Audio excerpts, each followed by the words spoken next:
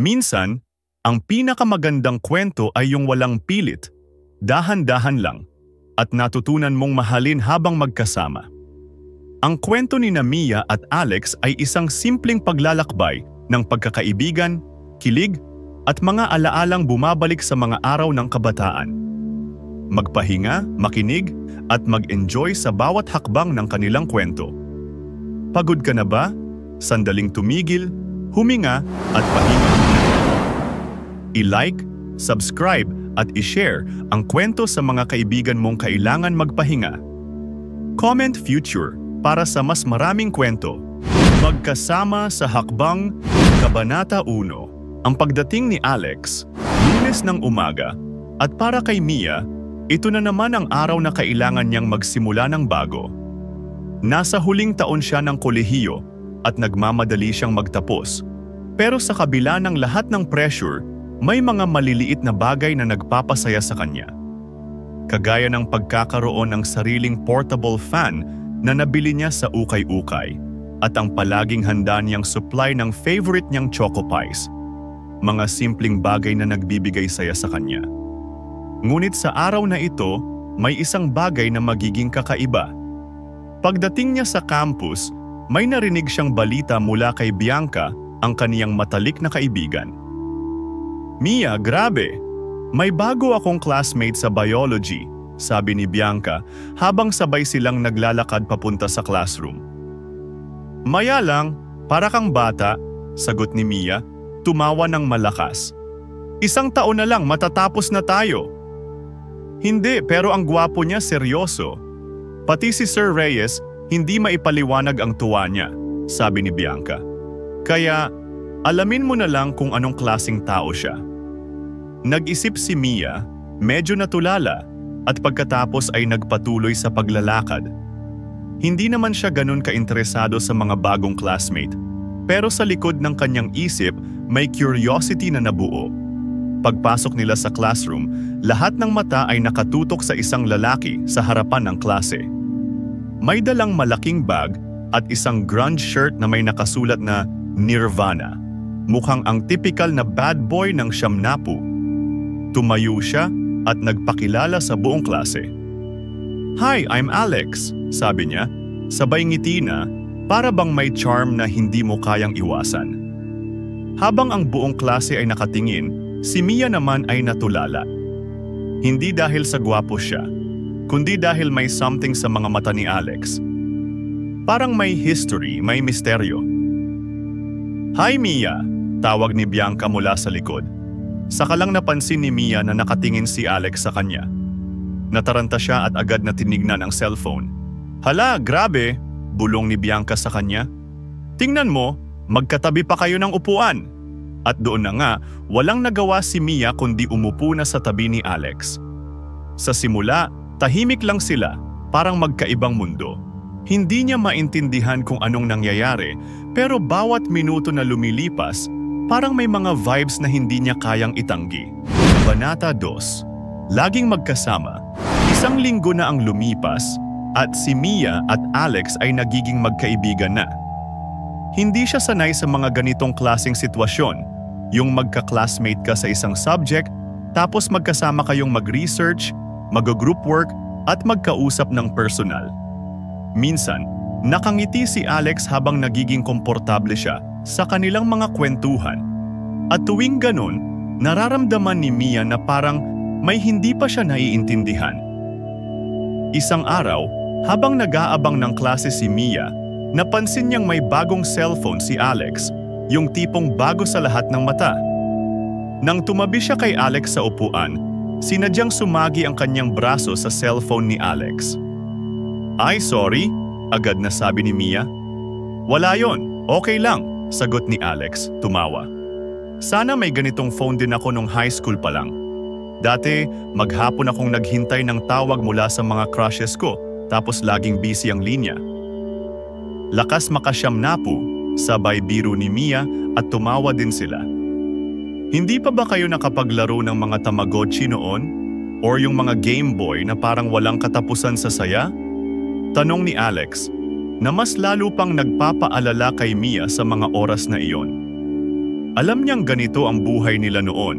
Parang mga bata pa lang sila. Ang saya lang ng mga simpleng bagay. Yung hindi pa nila alam na ang bawat sandali pala ay maghahatid ng mas matinding alaalang sasamahan ng mga tawanan at crushes. Ngunit may isang pagkakataon na hindi napigilan ni Mia ang sarili. Habang nagkakwentuhan sila, nagbiro siya kay Alex. "So, may crush ka ba sa klase? Kasi hindi mo pa ako nasasabihan."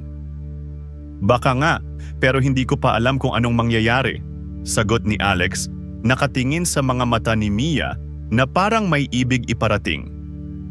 Dahil sa mga salitang iyon, parang ang init ng pakiramdam ni Mia.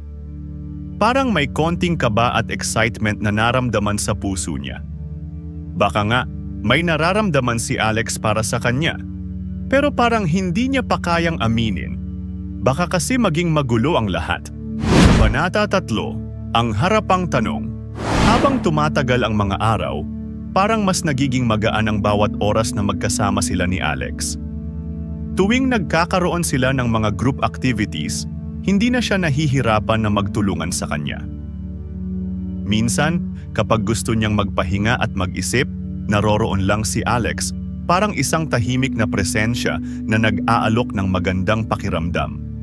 Isang araw, nagdesisyon si Mia na samahan si Alex pagkatapos ng klase para sa kanilang group project. Nasa isang maliit na kapehan sila, tahimik habang nag-aaral ng mga notes. Sa kabila ng maingay na paligid, parang sila lang dalawa ang naroroon. "Okay ba yan?"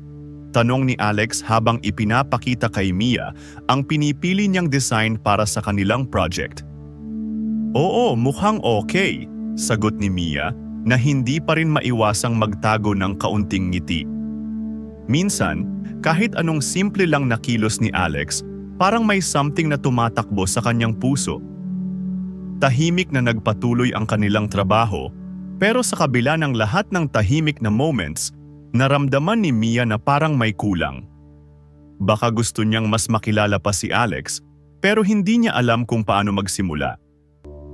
Habang nagsusulat si Mia ng mga ideas sa isang papel, napansin niyang patagilid na nakatingin sa kanya si Alex. Hindi na nila kailangan magsalita pa. Ang mga mata nila ang nagsalita. Hindi ito ang mga mata ng magkaibigan, kundi ng dalawang tao na parang nag-uusap tungkol sa mga hindi pa naipapahayag na saloobin. "May tanong ako," sabi ni Mia, at medyo nag-alangan, pero napagpasyahan niyang itanong na. "Bakit hindi ka pa umiwas sa mga tao na magulo? Alam mo naman, sa school, ang daming nanghihirap magpanggap na okay lang." Alex ay nag-isang lingon sa kanya at ngumiti.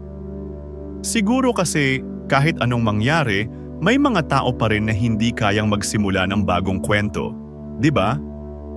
Minsan, ang kailangan mo lang ay makatagpo ng mga tao na katulad mo, yung hindi mo kailangan magpanggap." Isang matamis na ngiti ang bumulaga kay Mia at naramdaman niyang mas malalim pa ang kanilang koneksyon. Ang mga simpleng tanong, mga simpleng sagot, lahat ng ito ay nagbigay ng unti-unting pagninilay sa kanya. Habang nagpatuloy ang araw, hindi na lang nila pinag-uusapan ang mga project. Nagsimula silang magkwento ng mga bagay na hindi pa nila nagkakamalay sa isa't isa. Mga paboritong pagkain, mga laro noong bata pa, pati na rin ang mga pangarap sa buhay. Nang magsimula ng magtakip silim, nagsimula nang magtanghalian si Mia at Alex sa isang tabi ng kapehan. Ang magandang ambience, ang tunog ng 70 dekada music na patuloy na umaabot sa bawat sulok, at ang kakaibang pakiramdam ng tahimik na gabi ay nagsimula na ring magbigay ng mga alaalang may bagong simula. Kabanata 4, ang lihim na awit. Ilang linggo na ang lumipas at ang bawat araw na magkasama sina Mia at Alex ay nagiging mas makulay. Hindi nila namamalayan, pero pareho silang unti-unting nahulog sa isa't isa. Hindi sa paraan ng mga magkasintahan, kundi sa paraan ng mga taong nagkakaroon ng espesyal na koneksyon. Tuwing magkikita sila, palaging may kasamang tawanan, kwentuhan, at kahit simpleng silip sa mga mata ng isa't isa. Minsan, si Alex na lang ang iniintindi ni Mia, at kahit magkasama sila sa grupo, siya lang ang gusto niyang kausapin. Hindi na niya mapigilan ang mga ngiti na umaabot sa mga mata niya. Pero hindi siya sigurado kung pareho lang ang nararamdaman ni Alex. Isang hapon, habang nagpapahinga sila sa isang bench sa campus, inabot ni Mia ang kanyang cellphone at naghahanap ng paborito niyang kanta. Nang marinig ni Alex ang unang mga nota ng "I'll Be There For You", ang tema ng Friends, may halong kaligayahan at nostalgia ang naramdaman niya. "Huwag mong sabihing ito ang paborito mong kanta," biro ni Alex habang tinitingnan si Mia. "Bakit? Hindi ba pwedeng?" Sagot ni Mia na may kaway-kaway pa. "Sana may isang Alex din ako na hindi bibitaw." "Pwede, pero baka mahirapan ka, baka ganun talaga ang mga Alex," sagot ni Alex, sabay tawa. Lumikha ng katahimikan sa pagitan nila.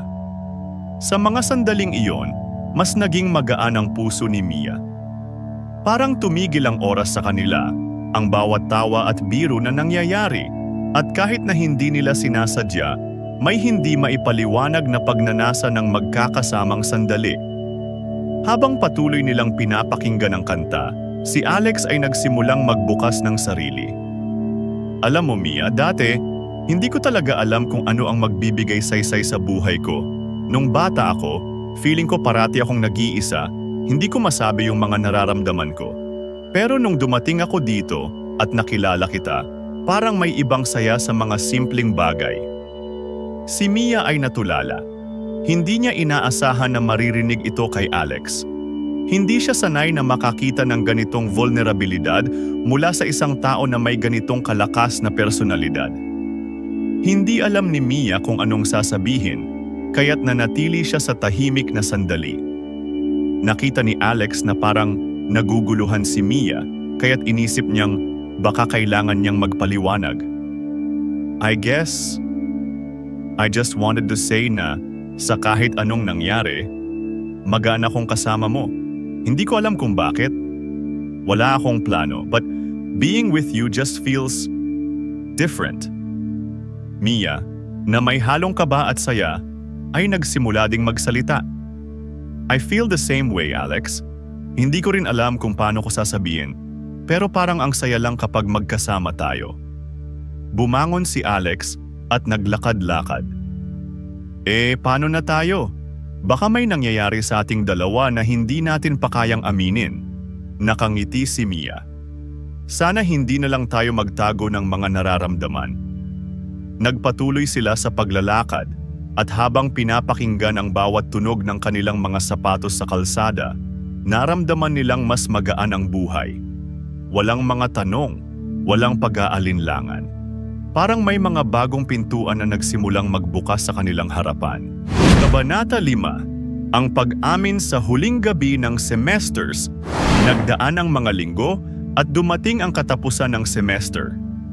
Walang patid ang mga kwentuhan ni Mia at Alex, mula sa mga simpleng bagay tulad ng mga bagong kantang paborito nila, hanggang sa mga mas seryosong usapan na may malalim na kahulugan.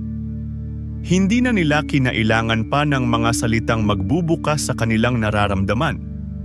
Lahat ay nangyayari ng natural at parang magkasabay na tumitibay ang kanilang koneksyon. Sa huling gabi ng semester, may inuman at bonding sa isang bar sa tapat ng campus. Marami sa kanilang mga kaklase ang nandoon, ngunit hindi kayang matanggal ang atensyon ni Mia kay Alex. Wala silang masyadong sinasabi sa mga oras na yon. Pero sa mga sulyap ng mata nila, doon nag-uusap ang lahat. Habang nagsasaya ang ibang tao, si Mia at Alex ay naghanap ng isang tahimik na sulok. Nakaupo sila sa isang maliit na lamesa at nag-aalok si Alex ng isang bote ng beer kay Mia. "Hindi ako masyadong mahilig sa beer," sabi ni Mia, ngunit hindi niya kayang tumanggi. Wala na siyang pakialam kung anong lasa ng inumin. Ang importante ay magkasama sila ni Alex. "Ito lang yata yung pagkakataon na may happy hour," sabi ni Alex, ngumiti ng konti. Baka sa susunod na semester wala na akong oras makipag-bond sa mga bagong kaibigan. Kailangan mag-focus sa thesis. Thesis? Alam mo, may mga bagay na mas nakakabighani kaysa sa research. Tulad ng ganito, sagot ni Mia, sabay tingin kay Alex. Hindi ko alam kung ano yung nararamdaman ko ngayon. Si Alex ay nagsimula ding mag-isip ng malalim. Alam niyang hindi pwedeng basta na lang nilang palampasin ang mga sandali, kaya't nagdesisyon siyang magsabi ng totoo. Mia, alam ko hindi pa natin napag-uusapan ang mga bagay na ito, pero hindi ko na kayang itago pa. Hindi ko alam kung ano na tayo, pero gusto ko lang sabihin na parang may espesyal na nangyayari sa atin. Hindi ko alam kung paano ko ipapaliwanag. Tumahimik si Mia at napatingin sa kanya. Alex, ako rin. Kung ano man yan, gusto ko rin maramdaman natin pareho. Nagtagal ang sandaling iyon, walang nagsalita. Ngunit sa mga mata nilang magkatitigan, nagkaroon sila ng isang kasunduan, walang pangako, walang takot. Tanggap nila ang nararamdaman nila para sa isa't isa, kahit hindi pa nila lubos na nauunawaan ang lahat ng ito. Nagpatuloy sila sa kanilang pag-uusap, mas magaan at mas komportable kaysa noon. Para bang hindi na nila kailangang magtago ng mga saloobin. Ang bawat galak, bawat tanong, at bawat tawa ay nagiging parte ng isang kwento na hindi nila alam kung hanggang kailan tatagal. Pero alam nilang magkasama silang tatahakin ito. Habang umuulan sa labas at tahimik ang paligid, si Mia at Alex ay natutunan na minsan, hindi mo na kailangan ng maraming salita para ipakita ang nararamdaman mo. Ang mahalaga, magkasama kayong nagsasabi ng mga hindi pa kayang aminin, at sa bawat pagtingin sa mata ng isa't isa, natututo kang magtiwala. Kabanata 6. Pagpapasya sa bagong simula. Pagkatapos ng huling gabi ng semester, nagdesisyon si Mia na magpahinga at mag-isip ng malalim. Alam niyang may pagbabago sa pagitan nila ni Alex, pero hindi niya pa alam kung paano niya haharapin ang mga nararamdaman niyang umuusbong sa kanyang puso. May mga pagkakataon na parang ang dali-dali lang ng mga nangyayari. Sana'y may simpleng sagot, pero alam niyang hindi ganoon kadali ang mga bagay-bagay. Habang nakaupo sa isang cafe, tinawagan siya ni Alex. Mia, gusto ko lang sanang makipag-usap. Pwede ba tayong magkita? Sure, saan tayo? Sagot ni Mia, na medyo nag-aalangan pa. Alam niyang may kailangang pag-usapan, pero hindi niya alam kung paano. Nagkasunduan silang magkita sa isang maliit na park na madalas nilang pinupuntahan kapag nagkakaroon sila ng mga kwentuhan. Pagdating ni Mia, nakaupo na si Alex sa ilalim ng isang puno, nagmamasid sa mga dumadaang tao. Nang makita siya, agad siyang ngumiti. Hey, sabi ni Alex, gusto ko lang magpasalamat sa lahat ng naging moments natin. Kahit na magkaibang daan tayo, naisip ko parang okay lang maging magkaibigan. O mas higit pa. Si Mia ay tumingin kay Alex, hindi alam kung anong sasabihin. Alex, gusto ko lang din magpasalamat kasi ikaw yung unang tao na nakapagpasaya sa akin na hindi ko na kailangang magpanggap. Pero hindi ko pa sigurado kung anong mangyayari. Okay lang? Hindi natin kailangang madaliin ang lahat, sagot ni Alex. Ang importante, nandyan tayo para sa isa't isa. Isang matamis na ngiti ang bumulaga kay Mia. Alam niyang may mga bagay na hindi pa nila kayang ipaliwanag, pero hindi ibig sabihin na hindi nila mararamdaman. Hindi nila kailangang magmadali, kundi tanggapin lang ang bawat sandali na magkasama sila. Siguro, mas okay na hindi natin pinipilit ang mga bagay, sabi ni Mia. Basta, masaya ako na magkaibigan tayo at kung ano man ang mangyari, okay lang. Nagpatuloy sila sa kanilang pag-uusap at sa mga sandaling iyon, naiintindihan nilang dalawa na ang friendship at connection na binuo nila ay hindi kailangang magmukhang complicated. Kung magkaibigan sila, magiging magkaibigan sila. Kung may iba pang mangyari, darating din iyon sa tamang panahon. Sa mga huling minuto ng kanilang pagkikita, nagpasya si Mia na ibukas ang sarili sa mas magaan na bagay.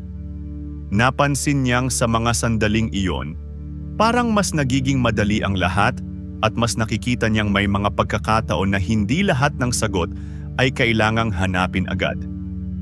Naglakad sila palabas ng park at nag-usap tungkol sa mga bagay na makakapagpasaya sa kanila. Kung noon ay mga simpleng Tamagotchi at Game Boy ang kwento nila, ngayon ay naging mga pangarap na. Ang mga simpleng araw ng kabataan nila ay naging kwento ng hindi inaasahang connection na alam nilang tatagal kung saan man ito patungo. Kabanata 7, ang unexpected na kaganapan. Matapos ang ilang linggong tahimik na pagkakaibigan, nagkaroon ng isang hindi inaasahang kaganapan. Habang nagkikita sila ni Alex sa isang tambayan sa kanto ng campus, bigla siyang tinawagan ni Bianca. "Hey Mia, nandyan ba si Alex?" "May bagay akong gustong pag-usapan," tawag ni Bianca sa phone. "Bakit? Anong meron?" tanong ni Mia na nagsimula ng mag-alala. "Si Alex gusto raw niya magpunta sa birthday party ni Mark sa weekend," sagot ni Bianca. "Baka daw magkatabi pa kayo ng upuan. Pwede ba?" Minsan, nakakatuwa si Bianca. Kung sa bagay, laging naghahanap ng paraan para magsama-sama ang magkaibigan, kahit sa mga simpleng okasyon. Hindi na rin siya makatanggi kay Bianca, kaya sumagot na lang siya, "Sige, go na lang. Tingnan ko kung makakapunta kami ni Alex." Pagkatapos ng tawag, napansin ni Mia na hindi pa rin tumitigil ang mga mata ni Alex sa kanya. "Pumayag na ako. Pumunta tayo sa birthday ni Mark this weekend." Sounds fun?" sagot ni Alex na may mga mata niyang hindi mapigilan mag-isip ng mga hindi kayang ipaliwanag. Parang may excitement na tumatakbo sa kanyang puso. Ang linggong iyon ay puno ng mga pag-aalala at kasiyahan. Si Mia at Alex ay nagplano ng kanilang weekend trip, pero hindi nila inaasahan na isang maliit na kwento na mag-uugnay sa kanila ay magiging mas malalim kaysa sa kanilang iniisip. Pagdating ng weekend, nandyan na ang lahat ng excitement, mga kwento, mga tawa, at mga hindi inaasahang sandali. Minsan, kahit na ang mga simpleng araw na ito ay nagiging isang malaking kaganapan sa kanilang buhay. Hindi nila napansin na ang mga gabing iyon, habang naglalakad sila patungo sa party, ay nagbukas ng isang bagong chapter sa kanilang pagkakaibigan. Si Mia ay nagsimulang magtaka kung ano nga ba ang magiging patutunguhan ng kanilang samahan. Bakit ba sa mga simpleng usapan lang nila ay parang nagiging mas magaan ang buhay? Hindi na niya iniisip ang mga posibleng katanungan tungkol sa hinaharap. Bawat hakbang ay magaan. At kung ito ay patuloy na mangyayari, baka nga ito na ang isang bagay na hindi niya na kailangan pang ipaliwanag. Kabanata 8, ang simula ng bagong kwento. Sa kabila ng mga tawanan at kwentuhan sa party ni Mark, hindi maiwasan ni Mia na mag-isip. Habang nagpapasikatan ang mga kaibigan nila, nandoon lang siya, tahimik at magaan ang pakiramdam. Sa kabila ng kalakasan ng ingay at saya, may isang bagay na kumakalabit sa puso ni Mia. Kakaibang saya ang nararamdaman niya, at sigurado siya, ito ay dahil kay Alex. Sa isang sulok ng party, nakita niyang nakatayo si Alex, nakatingin sa kanya. Hindi makapaniwala si Mia na magkasama sila sa ganitong sitwasyon, pero masaya siya. Walang pakialam kung anong mangyari, basta't magkasama sila at masaya. Naglakad si Mia patungo kay Alex, at pareho nilang pinili na makalayo sa ingay ng party at maghanap ng isang tahimik na lugar. Parang naalala ko yung mga araw na wala pang smartphones at ang saya na ng simpleng bagay lang, sabi ni Mia habang nakatingin sa mga bituin. Naaalala ko yon, sagot ni Alex, sabay ngiti. Walang halong pressure, walang deadline, walang stress. Basta't magkasama kami, okay na. Dahil sa kanilang mga simpleng kwento, mas naging komportable si Mia sa kanilang pagkakaibigan. Hindi niya na kailangang magtago pa. Alam mo, Alex, hindi ko alam kung anong mangyayari sa atin, pero sa mga simpleng sandaling ito, parang ito na ang pinaka-memorable. Nagpatuloy ang kanilang kwentuhan habang ang malamlam na ilaw ng party ay unti-unting dumidilim. Hindi na nila iniisip kung anong mangyayari sa hinaharap. Ang mga magkasunod na sandali, ang mga simpleng tawanan at sulyap ng mata, ay tila nagsilbing mga simbolo ng kanilang hindi inaasahang koneksyon.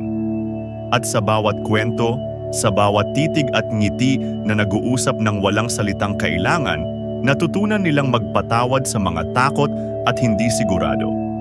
Hindi nila kailangang magmadali, basta't magkasama sila at ang bawat moment ay sapat na.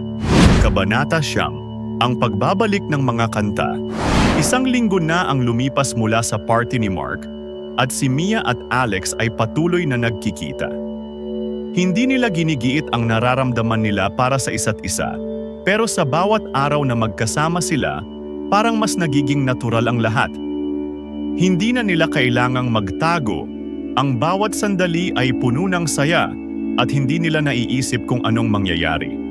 Para silang mga batang walang iniisip kundi ang kasalukuyan. Isang Sabado ng hapon, napagpasyahan ni Alex na dalhin si Mia sa isang lumang kanto sa harap ng isang record bar na dati nilang pinupuntahan ng mga barkada noong bata pa sila. Alam mo ba na may old school vinyl records dito? Dati, buong araw kami dito, naghahanap ng mga bagong kanta. Kwento ni Alex habang papasok sila sa shop. Wow! Vinyl records? Baka lang may mga kanta pa akong hindi naririnig sa buong buhay ko, sagot ni Mia, na masayang maglakad patungo sa isang lumang jukebox na nasa tabi. Habang binabaybay nila ang tindahan, napansin ni Mia ang isang paborito niyang kanta mula sa 72 taon na nakasabit sa isang vinyl display. Aba, To Be With You ng Mr. Big, naaalala ko pa yan?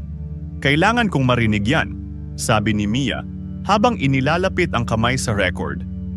Tumawa si Alex.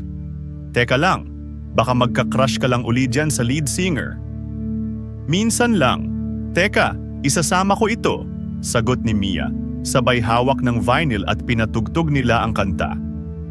Sa bawat nota na bumangon mula sa jukebox, bumalik ang mga alala ng mga simpleng araw ng kabataan, mga oras ng pagpapakumbaba at kwentuhan sa ilalim ng mga puno, walang pakialam kung anong oras na. Para bang natagpuan nilang muli ang mga simpleng saya na hindi na nila natutunan magpahalaga. Habang tumutunog ang kanta, napansin ni Alex na ang mga mata ni Mia ay kumikislap. Parang may mga emosyon na bumangon sa kanya. Ang bawat salita ng kanta ay parang isang lihim na kanilang ipinagkatiwala sa isa't isa. Ano, Mia? Anong gusto mong maramdaman? Yung hindi natin kailangang magtago? Tanong ni Alex. Natawa si Mia at lumapit kay Alex. Gusto ko lang sanang sabihin na hindi ko na kayang magtago ng mga nararamdaman ko sa'yo. Parang naaalala ko na kung paano maging masaya sa simpleng bagay. Ang sagot ni Alex ay isang ngiti na para bang iniiwasan ang mga komplikadong tanong. Mia, masaya akong nararamdaman mo yan. Kasi ako rin. Siguro, mas magiging magaan na hindi tayo magtago. Habang ang mga 70 hits ay patuloy na tumutunog sa loob ng shop, si Mia at Alex ay napagtanto nila na hindi nila kailangan ng maraming salita. Ang bawat sandali ay isang vinyl record na nagtataglay ng mga masasayang alaala. Mga sandaling walang makakapigil at mga kwento na hindi kailangang pilitin. Kabanata 10, ang pagharap sa bagong hakbang. Nasa huling linggo ng semester at nagtatapos na rin ang lahat ng kanilang mga proyekto. Si Mia at Alex, sa kabila ng kanilang mga personal na nararamdaman, ay nanatiling magkaibigan. Pero may isang tanong na hindi pa rin masagot. Ang tanong tungkol sa susunod na hakbang. Ano nga ba ang kahulugan ng lahat ng ito? Magiging magkaibigan lang ba sila? O may mas malalim pa bang mangyayari? Isang hapon, Pagkatapos ng klase, naglakad sila papunta sa kanilang paboritong tambayan, isang maliit na kafe sa kanto, kung saan madalas silang magkwentuhan at magpalipas ng oras. Ang simoy ng hangin ay malamig at ang araw ay unti-unti nang lumulubog. Habang naglalakad, pareho nilang naramdaman na parang may hindi pa tapos na usapan na kailangang matapos. Habang umuupo sila sa isang mesa, nag-isip si Mia. Hindi na niya kayang ipagpatuloy pa ang pagiging hindi sigurado sa kanilang nararamdaman. Alam niyang may espesyal na koneksyon sila ni Alex, pero wala siyang balak na gawing magulo ang lahat ng bagay. Alex, nagsimula si Mia, ang mga mata ay seryoso. Gusto ko lang sanang malaman kung anong nangyayari sa atin. Kasi ako, hindi ko na kayang magtago. Hindi ko alam kung paano ko sasabihin pero gusto ko sanang malaman kung ano tayo. Si Alex, na laging may malawak ng ngiti, ay nag-isip sandali. Mia, hindi ko rin alam kung anong pangalan ang ilalagay sa ating nararamdaman. Pero sigurado ako sa isang bagay, masaya akong magkasama tayo. Kung ano man ang mangyari, ayokong mawala yung magaan na ito. Napangiti si Mia at sa mga salitang iyon, parang ang layo ng nararamdaman niyang pagkakakonekta kay Alex. Hindi siya nagmamadali at ang mga salitang iyon ay nagbigay ng tamang damdamin sa kanilang pagkakaibigan. Marami pang haharapin at hindi nila alam kung anong patutunguhan, pero ang mahalaga, magkasama sila sa bawat hakbang. Nagpatuloy sila sa kwentuhan. So, ano ang plano mo after graduation? Tanong ni Mia, na tila nagbabalik loob sa isang mas magaan na usapan. Siguro, magpapatuloy sa mga pangarap ko. Pero alam mo Mia, mas masaya akong makita kang patuloy na sumusunod sa kung ano ang gusto mo. Kasi, alam ko na darating ang panahon na magkikita pa tayo at kahit saan, wala akong ibang nais kundi makita kang magtagumpay. Mia ay ngumiti. Gusto ko lang din sanang magsimula, Alex. Minsan, hindi ko na alam kung anong mga hakbang ang susundan ko, pero alam ko na kailangan ko ng mga tao na magsusuport sa akin. At isa ka na doon. Kabanata 11. Ang pagpili ng tamang hakbang. Puno ng excitement ang bawat araw habang papalapit ang kanilang graduation day.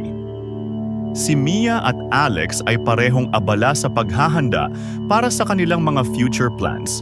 Ngunit sa kabila ng lahat ng pag-aalala, hindi pa rin nila maiwasang mag-isip tungkol sa isa't isa. Wala silang itinagong label, ngunit alam nilang pareho silang may espesyal na koneksyon. Isang gabi, habang naglalakad sila papuntang kafe, si Alex ay nagsimulang magtangka ng isang seryosong tanong. Mia, sabi niya, tumigil saglit sa paglalakad.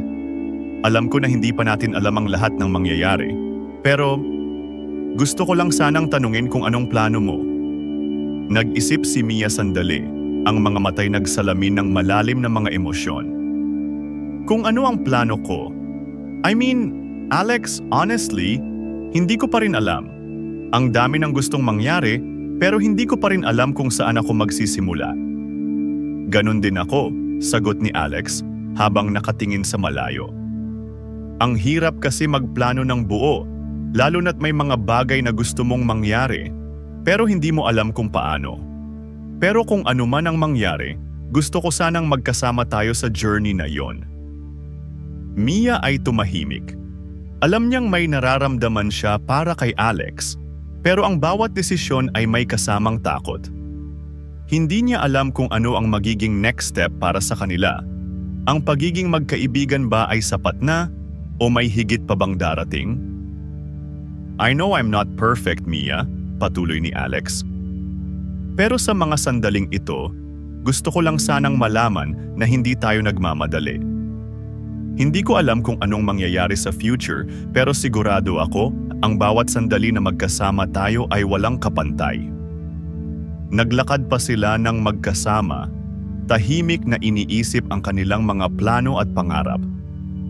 Hindi nila kailangang madaliin ang lahat, at sa mga simpleng sandali ng paglalakad, Nararamdaman nila na may mga bagay na mas mahalaga kaysa sa mga tanong tungkol sa hinaharap, mga sandali na sila ay magkasama at walang ibang alalahanin kundi ang pagiging magaan. Habang umabot sila sa kanto, nagtakda si Mia ng isang desisyon. Siguro Alex, hindi natin kailangang magmadali. Kung ano man ang mangyari, basta't magkasama tayo sa bawat hakbang, okay na ako. Siguro yun na ang pinaka-importante, di ba? Si Alex ay ngumiti. Oo, Mia. Kahit anong mangyari, basta't tayo, okay na ako. Kabanata 12, ang simula ng pagkakaroon ng lihim. Pagkatapos ng ilang linggo ng tahimik na pagkakaibigan, unti-unting nagiging mas komportable si Mia at Alex sa isa't isa. Kahit na may mga pagkakataong may kaba pa sa kanilang mga puso, napagtanto nilang mas magaan ang lahat kapag magkasama sila. Hindi na nila kailangang magtago at higit sa lahat, wala na silang takot na magtanong at magsabi ng nararamdaman. Isang hapon, habang si Mia ay naglalakad sa campus, nakatagpo siya ng isang old friend na si Carl. Magkasama sila noon sa isang mga projects sa college, pero matagal na silang hindi nagkita. "Oh, Mia! Long time no see!" sigaw ni Carl habang binabaybay ang kalsada. "Kamusta na?" Nakangiti si Mia at nagbigay ng isang masayang tugon. "Hala Carl, matagal na nga. Medyo abala lang pero okay lang naman." Nagpatuloy sila sa kwentuhan at sa ilang minutong pagsasama, hindi maiwasang maramdaman ni Mia ang isang bagay. Alam niyang may gusto si Carl sa kanya noon pa man. At habang tumatagal ang kanilang usapan, may mga tanong na nagsisimulang pumasok sa isip niya. "Gusto ko sana mag-ask Mia," sabi ni Carl habang nakatingin sa kanya ng seryoso. "Kumusta na si Alex?" Si Mia ay natigilan. Hindi niya alam kung anong sasabihin. Alam niyang may nangyayari sa kanila ni Alex, pero hindi pa nila naipapaliwanag ang lahat. Ang pagiging magkaibigan at ang pagiging mas malalim na koneksyon ay naging isang malaking bahagi ng kanilang buhay. "Alex, okay lang kami," sagot ni Mia na medyo naiilang sa tanong ni Carl. "Basta magkaibigan kami." Ngunit hindi alam ni Mia na sa loob ng kanyang puso, may mga nararamdaman siya para kay Alex na mas malalim kaysa sa pagiging magkaibigan. May mga pagkakataon na natatakot siyang baka magulo ang lahat kapag inamin nila ang nararamdaman nila. Habang nagpatuloy ang kwentuhan ni Mia at Carl, hindi maiwasan ni Mia na mag-isip kung paano niya susundan ang tamang hakbang. Kung magkaibigan lang ba sila ni Alex o kung may mas malalim na nararamdaman? Hindi niya alam kung paano sisimulan ang susunod na hakbang, pero natutunan niyang magtiwala na darating din ang tamang pagkakataon. Pagkatapos ng kanilang usapan, naglakad si Mia pauwi. Iniisip niyang ang bawat hakbang ay tila nagpapadali ng kanyang mga tanong, ngunit sa kabila ng lahat ng iyon, natutunan niyang mas mahalaga ang bawat moment na magkasama sila ni Alex. At sa bawat gabing nagiging magaan ang pakiramdam, mas sigurado siya na ang mga simpleng hakbang na iyon ang magdadala sa kanila sa tamang lugar. Kabanata 13, ang simula ng bagong pagkakaibigan. Habang patuloy na lumilipas ang mga araw, natutunan ni Mia at Alex na hindi nila kailangang madaliin ang anumang bagay. Walang label, walang takot, at higit sa lahat, walang pressure. Ang bawat sandali na magkasama sila ay nagiging isang kwento ng simpleng kaligayahan, isang kwento ng magkaibigan na natutunan ang tunay na halaga ng pagkakaroon ng tamang tao sa iyong buhay. Isang araw, habang naglalakad sila sa kalsada, nagpaplano sila ng kanilang summer getaway. Tumigil si Mia sa isang kanto, humarap kay Alex at ngumiti. "Alam mo Alex, siguro ito na yung moment na hindi ko na kailangang magtago pa ng nararamdaman ko. Hindi ko na kailangang maghanap pa ng mga sagot kasi nandyan ka." Si Alex ay ngumiti at sumagot, "Mia, hindi ko rin alam kung ano ang susunod. Pero ang gusto ko lang ay makasama ka sa bawat hakbang.